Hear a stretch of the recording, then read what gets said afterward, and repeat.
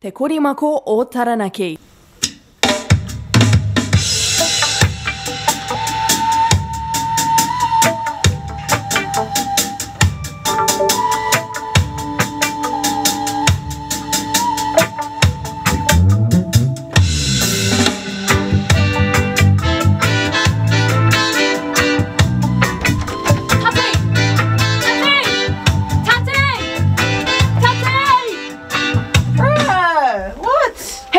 The new show that's going to be on Te Korimako? No, who's hosting it?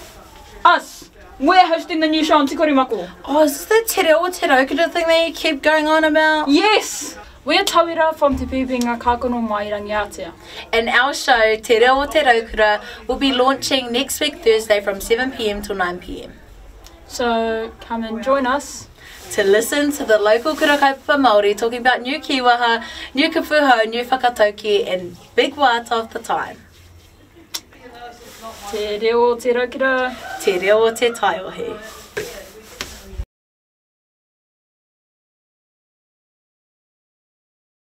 Tati!